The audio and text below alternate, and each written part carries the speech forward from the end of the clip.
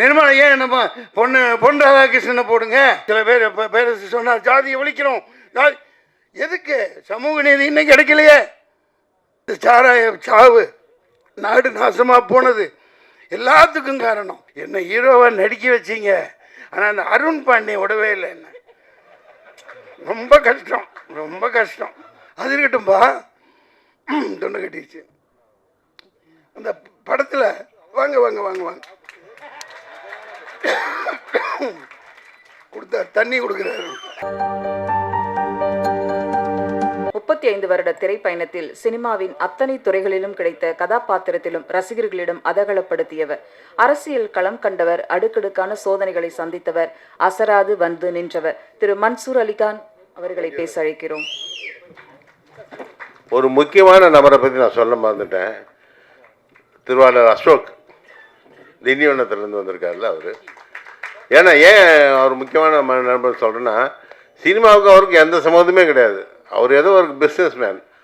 அவருக்கு வந்து சினிமா வெறியில் வந்து எங்கள் கூட நின்று எல்லா வேலையும் காலையில் ஒரு 6 மணிக்கு எழுந்திரிச்சாருன்னா நைட்டு தூங்க போகிற வரைக்கும் எல்லா சினிமா வேலையும் இழுத்து போட்டு எங்களுக்காக செஞ்சார். அவர் வீட்டில் தான் என்னையும் தங்க வச்சு என்னை நல்லா பார்த்துக்கிட்டாரு. அவருக்கு என்னுடைய நன்றிகள்.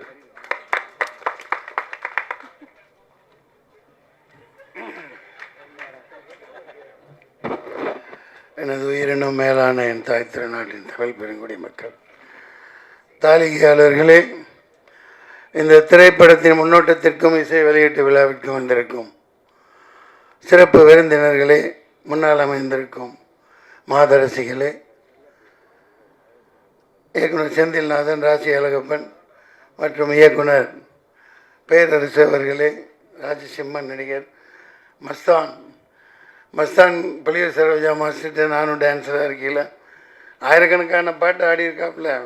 பிடிக்க முடியாது, அவ்வளோ கடின உழைப்பாளி டான்ஸ் மாஸ்டர் மஸ்தான். சந்தான பாரதி அவர்களே, அப்புக்குட்டி அவர்களே, தொகுப்பாளனி அவர்களே, கோவிந்தராஜ் அவர்களே, இயக்குனர் ஏஎல் ராஜா அவர்களே, எல்லாருக்கும் வணக்கம். சூரியகாந்தியும் சூரிய இங்கே 40 வந்துருச்சு, அங்கே காந்தி தான் வரல. சூரியகாந்தி, அதாவது ராகுல் காந்தி வரல. இது சிரிக்கிறதுக்காக சொல்லலை. ஏன் வரலை? இப்போ நான் ஒருத்தன் தான் சொல்லிக்கிட்டு இருந்தேன், இதோடு சம்மந்தப்பட்டதுனால சொல்கிறேன். காடாக கத்தினேன், கரடியாக கத்தினேன். எப்பா இது 38 39 நான் மொத்தமாக இந்த இந்தியா டீம் தான் ஜெயிக்கும். ஆனால் நான் தான் சொன்னேன் பிரைம் மினிஸ்டர் கேண்டிடேட் ராகுல் காந்தின்னு. அந்த டீமில் யாருமே சொல்ல, மம்தா பானர்ஜி சொல்லலை, சரத்பவார் சொல்லலை, ஆனால் இங்கே திமுக காரங்களும் சொல்லலை. அதனால் அவர் வரல. இப்போ என்ன ஆதங்கம்னா, இல்லை இந்த விசச்சாராயம் நடந்திருக்கு, பெரிய விஷயம், அதெல்லாம் இப்பெல்லாம் வருவோம். ஒரு தேர்தல் எதுக்கு நடக்குது? ஒரு மாற்றம் வரணும் இல்லையா? மாற்றம் வரணும். 5 வருஷம் 2014 பண்ணி வந்தாங்க, 19 பண்ணி வந்தாங்க. இங்கே சில விஷயங்கள் இப்போ பிஜேபி இன்னும் ஒரு இப்போ 10வது ஆண்டு தாண்டி 15வது ஆண்டு போகுது. 15 வருஷம் வரைக்கும் ஓட்ட போகிறாங்க. அதை பிடிச்சவங்க இருக்கலாம், அந்த சித்தாந்தம் பிடிச்சவங்க இருக்கலாம், பல கட்சிகளில் இருக்கலாம். இப்போ இந்த பேரரசெல்லாம் இருக்கார், பல பேர் ஆதாயம் பெறவங்க இருக்கலாம், அது வேறு விஷயம். ஆனால் ஏமாற்றி பிழைக்காத, ஏமாற்றி ஒருத்தனும் வராத. மிகப்பெரிய சோதனைகளை சந்தித்து என் காசெல்லாம் போய் போட்டு ஒரு ஓடிடி இந்த படம் மொத்தமாக சரக்கு விற்றதே அதுதான். அந்த காசை போட்டு பேரம்பாக்கத்தில் 2 பிளாட்டை விற்று போய் நாயா ரொம்ப கஷ்டப்பட்டு ஏண்டா நின்றுன்னு அவ்வளோ பெரிய அனுபவங்களை சந்தித்தேன். நான் அதை சொல்லி உங்களை சோகத்தில் மூல் கடிக்க வரலை.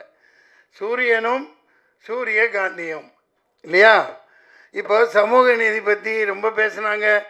இவரும் டைரக்டரு ஜாதி இல்லை பேசிட்டு தான் இருக்கீங்க. அது இல்லாமல் அதாவது இந்த சமூக நீதி வாங்கணும், இந்த இடஒதுக்கீடெல்லாம் ஆயிரக்கணக்கான ஆண்டுகளாக மறுக்கப்பட்டதுக்கு அங்கே ஜாதி அந்த இதுக்காக தேவைப்படுது. பேரரசு அவர்கள் சந்துருவை பற்றி நீ வாத்தியார், அவர் எந்த கோணத்தில் எதுக்காக சொல்லியிருக்காருன்னு புரிஞ்சுட்டு பேசுங்க. சந்துருங்கிறவர் ஒரு மாபெரும் மனிதன், ஒரு சமூக நீதி போராளி. அவரை வச்சு தான் ஜெய்பீம்னு படமும் எடுத்தாங்க. அதை முதல்ல புரிஞ்சுக்கங்க. ஜாதி கூடாதுன்னு சொல்லிட்டு போனீங்கல்ல, எல்லாம் சொல்கிறாங்கல்ல, நிர்மலா சீதாராமனை ஏன் அங்கே போட்டு வச்சுருக்கீங்க? நிர்மலா ஏன் நம்ம பொன் ராதாகிருஷ்ணனை போடுங்க. நம்ம தோற்று போனாங்களே கவர்னர் தமிழிசை சவுந்தரராஜனை போடுங்க. எந்த ஜாதிகாரங்களே அங்கே உட்காந்துட்டு இருக்கீங்க? ஒரு ஓட்டு வாங்காம, ஒரு மக்களை சந்திக்காம, மக்களை முட்டாளாக்கிட்டு, மக்களை எல்லாம் அடிமாடா நடத்திக்கிட்டு அங்கே ஜெய்சங்கர்னு ஒருத்தரை உட்கார வச்சிங்களே. எந்த தேர்தல்னு கேட்டால் காங்கிரஸ் தின்னுச்சு, நானும் திங்கிறேன்பாங்க.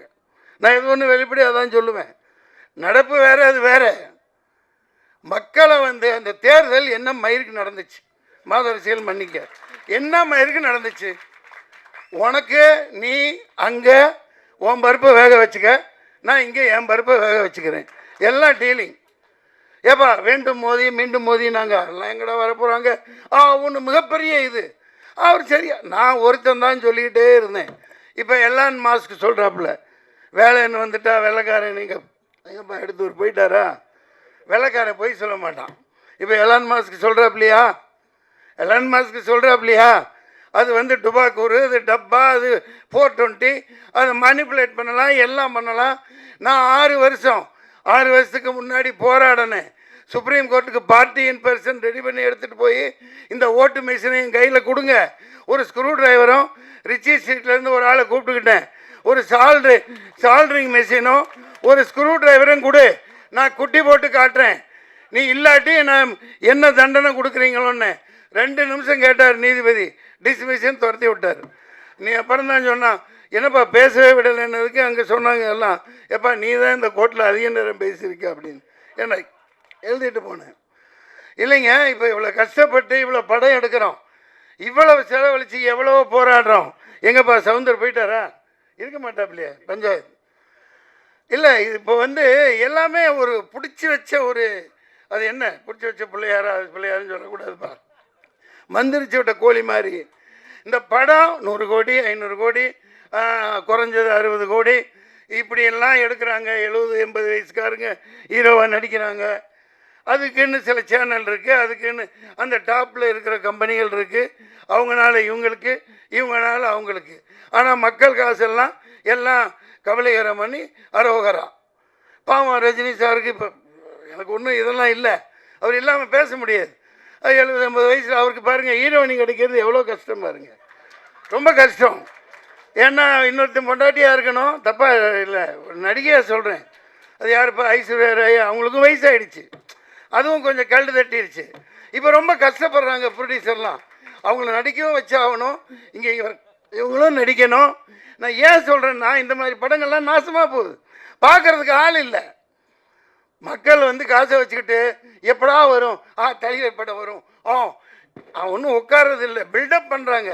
எல்லாமே பில்டப்லேயே சினிமா போயிட்டுருக்கு. இப்படியே போயிட்டு இருந்தா எப்படி?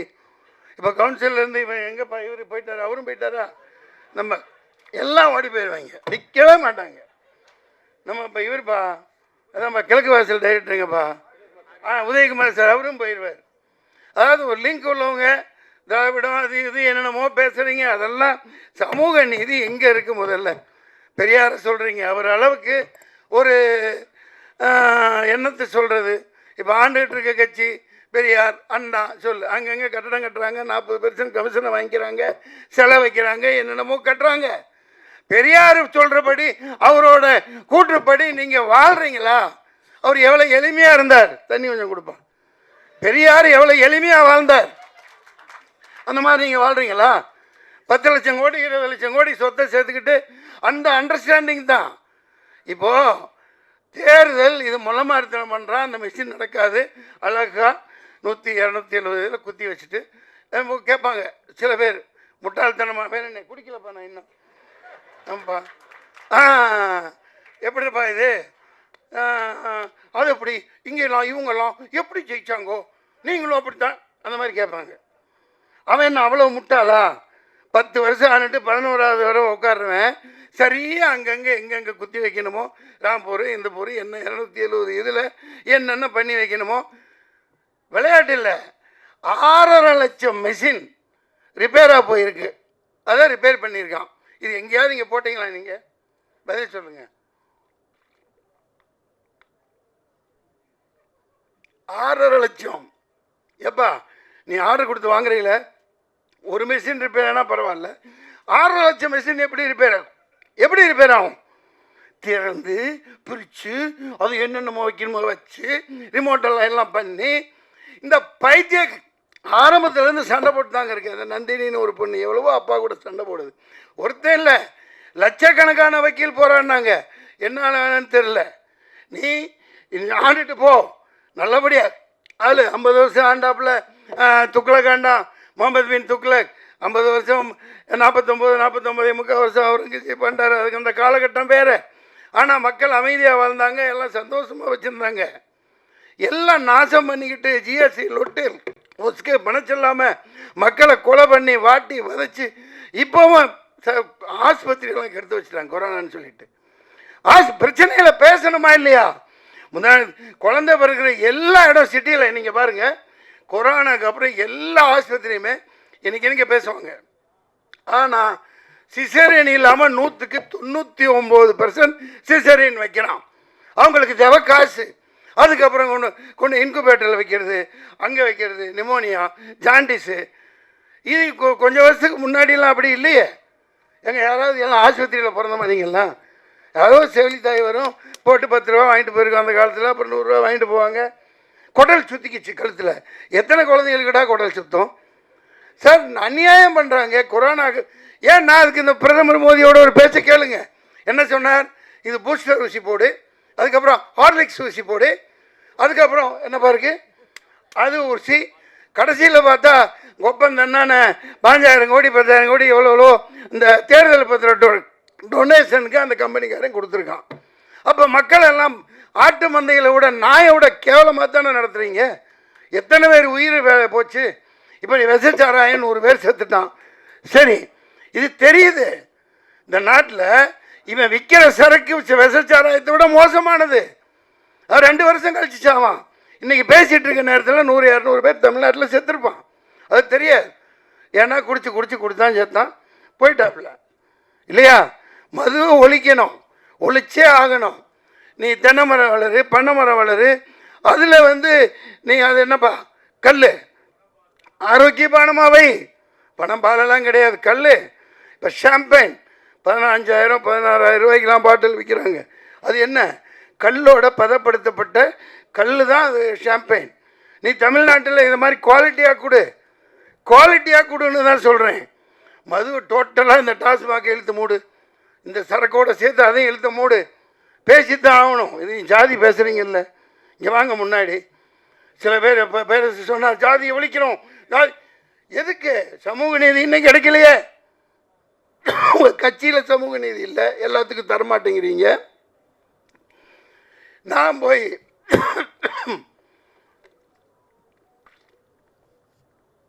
ஏதோ ஒரு விரல் புரட்சி நம்ம போவோம்ப்பா பாய்ங்க. 4 லட்சம் பேர் உருது முஸ்லீம்ஸ் இருக்காங்க எங்கே வேலூரில். நான் அங்கே நிற்பேன், என் காசை போட்டு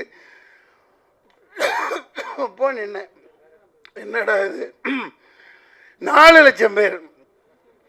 ஆனால் நீங்கள் சொல்கிற மாதிரி ஒரு பெல்ட்டு வன்னியர் இடத்துல வன்னியர் நிற்க வைப்பாங்க, செட்டியார் நிற்க வைப்பாங்க, நாடா நிற்க வைப்பாங்க. ஓட் பெல்ட்டு, ஓட்டு வங்கி, அதுபடி தான் ஜெயிக்கிறாங்க இல்லையா? சரி, நமக்கு போடுவாங்க. நானுக்கு 10 இப்போ பேச்சாளர்லாம் கூட்டு போனேன். இந்த குணாச்சி நிறைய பேர் அங்கே என்னால் முடிஞ்ச அளவுக்கு போகிறான்னு. ஒரு முஸ்லீம் கூட எனக்கு ஓட்டு போடல. சத்தியமாக. அவங்க ஜாதி பார்க்குறாங்களா? இல்லை. அது எப்படின்னா 500 ரூபாய் ஆராம் கா பைசா அப்படி ஒரு தடவை தான் அங்கே பேசினேன். அடே 500 ரூபா பிச்சை காசு எச்சக்காசை வாங்கிட்டு ரம்ஜான் மாதத்தில் நோன்பு வச்சுக்கிட்டு நீ அல்லாவுக்கு இதாக இருந்துக்கிட்டு முஸ்லீமான எனக்கு ஓட்டு போடல, திமுகவுக்கு தான் போடுறான். திமுக தான் சித்தப்பா பெரியப்பா எல்லாமே திமுக தான். அது நகமும் சதையுமா அப்படி இருக்கு. அதாவது அதுக்காக அவங்க சரின்னு சொல்ல வரல. இவ்வளவு கல் நடக்குது பாருங்க. இந்த சாராய சாவு, நாடு நாசமாக போனது எல்லாத்துக்கும் காரணம் காதே மில்லத் கத்தனார். அண்ணாவுக்கு தான் அவர் ஆதரவு கொடுத்தார். 42 எம்எல்ஏ ஜெயிக்க வச்சாங்க 1967 இல்லையா? அண்ணா இறக்குறாரு, அன்னை கருணாநிதி வர்றாரு, மது விலக்க தூக்குறாரு, கதறாரு. படித்து ஹிஸ்ட்ரியில் படிக்கிறதும் எல்லாத்துக்கும் தெரியும். காதே மில்லத் கதறாரு போய் எப்பா தூக்காத, காமராஜரையும் கூட்டிகிட்டு போகிறாரு, வீட்டுக்கு போகிறார், கதறாரு. 5-6 சமூகம் வீணாக போயிடும். நீ மதுவிலக்கு தூக்காத, இது ரொம்ப ரொம்ப தப்பு, மதுவிலக்கு இருக்கணும். முடியாது. அவர் ரத்தங்கக்கி செத்து போனார் காரணம் திமுக. டெல்லி வரைக்கும் போனார், போராடுறாரு, எழுத்து கூட்டம் போடுறாரு, இவங்க எழுத்து கூட்டம் போடுறாங்க. அன்னைக்கு ஆரம்பித்து இன்னைக்கு வரைக்கும் இந்த மதுவை வச்சு சரக்காய் அவிக்கிறான், அங்கே நிற்கிறான், இங்கே நாறுது. இந்த விஷச்சாராயத்தோட மோசமானது ஒலி, டாஸ்மாக ஒலி, தூக்கி போடு. வேலைக்கு ஆளே இல்லை சார். இவனுமே தமிழ் இந்த சாராயம் குடி செத்துட்டானா எல்லா கடையிலையும் இந்திக்காரன் தான் இருக்கான். அவனு கூட அடிக்கிறான், பான்பராக அடிக்க. சாராயத்தை விடுங்க, சூரியனும் சூரியகாந்தியும் கேட்க நல்லா தான் இருக்கு. சூரியகாந்தி விதை எல்லா மருந்தும் சாப்பிடலாம், எல்லாத்துக்கும் பயன். அது இருக்கட்டும்பா, தொண்டை கட்டிடுச்சு. அந்த படத்தில் வாங்க வாங்க வாங்க வாங்க கொடுத்தா தண்ணி கொடுக்குறாரு. பேசிட்டு இருந்தா பேசணுமே. இந்த ஒரு கதாநாயகி தங்கச்சி பாப்பேன், நீ இவங்களே காட்டுறாங்களே ஒரு நாட்டுக்கட்டை ஒன்று அடிச்சு, அது இங்கே அவங்களுக்கான எங்கப்பா இப்படிலாம் ஏமாற்றக்கூடாது. இதெல்லாம் சும்மா ஒரு நாட்டுக்கட்டை ஒரு நல்ல ஹீரோயினி காமிச்சாங்கல்ல கண்ணில், அந்த ஹீரோயினி எங்க? துபாய். இதெல்லாம் நியாயமே இல்லை. நான் இங்கே கத்திட்டு இருக்கேன், இன்னொரு பொண்ணை காமிச்சா அதான் ஹீரோயினி, அதான் ஹீரோயினிங்க. நீங்கள் இதெல்லாம் இங்கே நியாயமே இல்லை. நீங்கள்லாம் இப்படி ஏமாற்றக்கூடாது. இது முள்ளமாரி தேர்தல் இப்படித்தான் நடத்துவான். முள்ளமாரி அயோக்கியத்தனம் சார். நீங்கள் வாழ்த்திட்டு போகிறேன், நானே வாழ்த்துறேன், நானே பேரரசு கூட பிரச்சாரத்துக்கு வரேன். நீ வாக்குச்சீட்டில் தேர்தல் நடத்து. நாடே கேட்குதா இல்லையா? அது அப்படியே உள்குத்து இருக்கு. இப்போ திமுக ஓப்பனாக சொல்கிறேன், 40 சீட்டு வச்சுருக்கீங்கள, டேய் வாங்க, நாங்கள் தேர்தலில் பங்கு பெற மாட்டோம், நாங்கள் பாய்காட் பண்ணுறோம். நீ வாக்குச்சீட்டில் நடத்து. ஏன் சொல்லலை? உன் பருப்பு அங்கே வேக வச்சுக்க, இந்த மெஷின் அங்கிட்டு தள்ளிடுறேன், நான் இங்கே செட்டப் பண்ணி இங்கே பண்ணுறேன். அதுதான் நடக்குது. இது இந்த மெஷின் இருக்கிற வரைக்கும் சூரியகாந்தி மலராது, சூரியன் டெய்லி ஊற்றிட்டு தான் இருக்கும். அதே முட்டாளாக தான் ஆக்கிட்டு இருப்பாங்க. நாட்டில் ஒரு முன்னேற்றமும் வராது. தமிழன் பிரச்சனை தீர போகிறது இல்லை. தீருமா? மீனவ பிரச்சனை தீர போகிறதில்ல. கடிதம் எழுதுவாங்க, நீட் இன்னும் மூப்பிச்சு. அவன் ஒரு 40 சேனல் நடத்துகிறான். அதை வச்சு ஒரு கையில் கிடச்சா அடித்து விறகு கட்டுலையே மண்டையை பிறந்து ஒரு 4 பேரை வரவழைச்சிக்குவாங்க. டிபேட் தான், நீட் என்னை அது இது. ஐயோ, அந்த பொட்டி வீட்டில் நம்மளுதான் இருக்குது. ரொம்ப கொடுமையாக இருக்குது. எவ்வளோ அநியாயம் பண்ணுறாங்க பாருங்கள். எந்த பிரச்சனை தீருதா? இந்த நீட்டை பற்றி இன்னும் 5 வருஷம், அதுக்கப்புறம் 5 வருஷம், அப்புறமும் இந்த முதல் கையெழுத்து இதுக்கு தான். எனக்கு வாயில் ஏதோ வருது. இது ஏமாற்றிட்டு தான் இருப்பாங்க. இன்றைக்கி நான் மீனவனை கைது பண்ணுறான். காவேரி தண்ணி வர போகிறதில்ல, முல்லை பெரியார் வர போகிறதில்ல, பாலாறில் தண்ணி வர போகிறதில்ல. இவனை இந்த சாராயத்தை விற்று பொழைச்சி இதே நாட்டை நாசமாக்கி குடிமக்கள் எல்லாம் நாசமாக்கிட்டாங்க. இதுக்கு ஒரே தீர்வு, உண்மையான சமூக நீதி வரணும். இந்த பொய் திராவிடம் ஒழிக்கப்படணும். இந்த சூரியகாந்தியும் இந்த மாதிரி படம் எடுக்கிறவங்கள நான் ஏன் இப்போ பாராட்டுறை சொல்கிறோம்னா, அதுக்கான கட்டமைப்பு யாரும் செய்ய மாட்டேங்கிறீங்க. இப்போ செந்தில்நாதன் அப்படி ஒரு இயக்குனர், ஒரு நாளைக்கு 11 படம் பண்ணுவார். நான் ஒரே நாள் 4 காட்சி கொடுத்து நடித்தது அவரால் தான். 2 படம் அவரது இருக்கும். சரத்குமார் சார் ஒன்று, இன்னொரு புது பையனோட ஒன்று, தங்கமான தங்கச்சி. இங்கிட்டு ஆமாம், ஆவதும் பெண்ணாலே அழிப்பதும் பெண்ணாலே. என்ன ஹீரோவாக நடிக்க வச்சிங்க. ஆனால் அந்த அருண் பாண்டியன் விடவே இல்லை. என்ன ரொம்ப கஷ்டம். கிட்டவே நெருங்க விடலை. நான் என்ன தான் பண்ண முடியும்? அப்புறம் ஒன்றும் பண்ண விடல, எல்லாமே அவரே பண்ணிக்கிட்டார். இல்லை, டான்ஸ் ஒன்று எப்படின்னா பயங்கரமான திறமைசாலிங்க. ராசியால் பண்ணி ஒரு கமலஹாசன் குணா எடுத்தாங்க அந்த காலத்தில், அப்படி இப்படின்னாங்க. ஆனால் காலத்துக்கும் அழியாமல் அது பேசப்பட்டுக்கிட்டே இருக்குது. இயக்குநர்கள் இருக்காங்க, அவங்கள பயன்படுத்துறதுங்கிறத விட கட்டமைப்புகளை உருவாக்கணும். இப்போ தியேட்டரில் ஒரு 50 ரூபா 60 ரூபா 30 ரூபா இந்த மாதிரி இந்த குறிப்பிட்ட படங்களுக்குன்னு சொல்லி மக்கள் எந்த நேரம் பார்ப்பாங்களோ அந்த மாதிரி காட்சிகளை இந்த எளிய படங்களுக்கு திரையரங்கில் ஒதுக்கணும். கண்டிப்பாக இதெல்லாம் செய்யணும். ஏன் செய்வான்? எந்த நாயும் பேசாது. எல்லாம் ஒரு நாய்கிட்ட குமிச்சு கிடக்குது. அந்த நாய் கொள்ளையடிச்சு அவனுக்கு எங்கே வச்சிருக்கானுங்க, எத்தனை நாடுகளில் எத்தனை கார்ப்பரேட் கம்பெனிகள் இருக்குன்னு அவங்களுக்கே தெரியாது. அதை ஒரு 10 தலைமுறைக்கு எழுதி வச்சுருப்பாங்க. எனக்கு ஒன்றும் ஆதங்கம், இது ஒரு இயலாமை இல்லை. உண்மையை தான் பேசுவேன். உண்மையை தவிர நான் வேறு எதுவும் சொல்ல மாட்டேன். இந்த நாடு இந்த ஓட்டு மிஷின் இருக்கிற வரைக்கும் விளங்காது. அதை தொடப்பு கட்டையில் அடித்தா தான் உட்கார வைக்க முடியும். உண்மையான தேர்தல் நடத்து. இது எந்த டிபேட்டுக்கு வேண வாரேன். பேரரசு அவர்களே நன்றி, சந்தான பாரதி அவர்களே நன்றி. அதனால் வடக்கையும் வாழலை, தெற்கும் வாழலை, ஒன்றுமே ரொம்ப கொடுமைங்க. சரி, ஆமாம், அது சூரிய கொடுமை இல்லைப்பா. அதனால ஆட்டை போட்டு வந்ததுதான்ப்பா. ஏப்பா, அண்ணா வச்சுருந்த கட்சியை ஆட்டை போட்டு வந்து பண்ணுறாங்க. இப்போ நான் தனியாக போராடி 4 ஓட்டு வாங்குகிறேன். அதில் ஒரு மிகப்பெரிய குத்து. ஏன்னா எலெக்ஷன் கமிஷன் நான் அப்பயே சொன்னேன், சொல்லக்கூடாது யாரும். 4 பேர் செத்தாங்களா இல்லையா? வெயிலில் நின்று 4 பேர் ஓட்டு போட்டு வந்தவங்க செத்தாங்களா இல்லையா?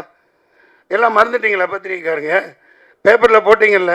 அந்த 4 பேருக்கும் தேர்தல் கமிஷன் 1 கோடி கொடுக்குறோன்னு பேட்டி கொடுத்தேன். சில பேர் போட்டாங்க. ஏன் கொடுத்தாகணும்ல, மைய காமிச்சு விரலை காமிச்சு லட்சம் கோடி செலவு பண்ணி தேர்தல் நடத்துறீங்கல்ல. அவ்வளோ இயலாமல் அந்த வேகாத வெயிலில் வந்தாங்கல்ல, செத்தாங்கல்ல, அவங்களுக்கு ஏன் நஷ்டஈடு கொடுக்கல? நல்ல பாயிண்ட். இல்லை, தேர்தல் ஆணையம் அவங்களுக்கு கொடுக்கணும்னு போட்டேன்.